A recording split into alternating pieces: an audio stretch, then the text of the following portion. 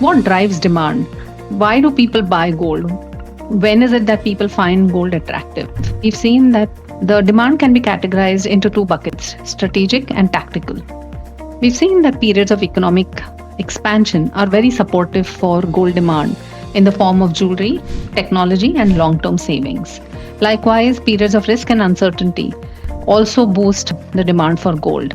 What is risk and uncertainty? Whether we have seen in the recent past geopolitical risk, the Russia Ukraine war or the Israel Hamas crisis, and of course, systemic risks that have been panning out in different countries from time to time. These are periods of risk and uncertainty where the investment demand for gold goes up because it's considered a safe haven. When we look at tactical drivers for gold demand, opportunity cost is one of the drivers. Opportunity cost is basically the cost of having one asset class over the other, whether it's through interest rates, which various central banks keep changing, and the cost of having equities versus gold or fixed income products, and so on and so forth.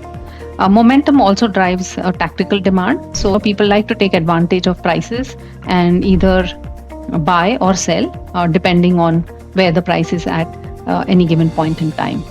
If you look at Indian demand, the drivers for Indian demand are a little different. So the long-term drivers for Indian demand for gold are income.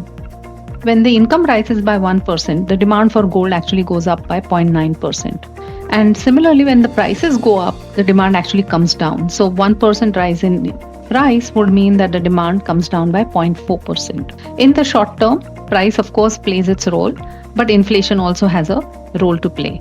So when inflation goes up by 1%, the demand actually rises by 2.7%. When we have monsoons or rainfall in excess of the long period average, we've seen that the demand for gold goes up.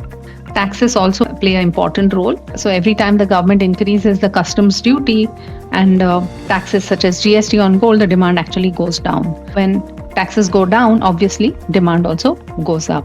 Gold is an integral part of our culture. Right from the time a child is born till a person grows old, there are various occasions to buy gold. There are auspicious days such as Dhanteras and Akshaya Tritiya where it's considered auspicious to buy gold. But also our weddings are incomplete without gold. There are also various festivals, right, where people buy gold because it's culturally seen as a good thing to buy.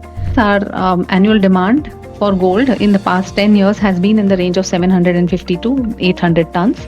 Majority of this, as you would see in the chart, is also in the form of jewelry, followed by bars, coins, central banks, and increasingly we are seeing ETF demand also grow.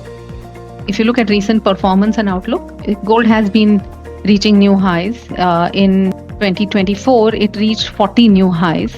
In 2025, till April, it reached 25 new highs. We've seen some paring down since April. Gold outperformed most asset classes in 2024 and 2025 also it's been a standout performer. Historically, we've realized that on an average, it took about 1,700 days to climb $500 increments. But the latest jump that happened took only about 210 days. So that was the speed at which gold actually reached these new highs. We think that investment demand will continue to hold simply because of the risk of stagflation, the geopolitical risks that are going on, and bond equity correlation, which spell a positive environment for gold from an investment perspective. Fabrication or jewelry demand, we think, could be lower because what happens is consumers don't buy as much when prices go up. They have budgetary constraints, so either they buy lower quantities or they go for lower caratages. Central banks, we think, will continue to buy. In fact, we've just published a central bank reserve survey, which we do annually. And of the 73 central banks that we surveyed, 95% said that they would continue to buy. Just to give you an example, RBI has been one of the larger buyers over the past few years. RBI's gold holdings account for 12% of its forex reserves. If you look at mine supply, we think it will stay close to 2024 levels, and recycling could remain relatively resistant to high prices.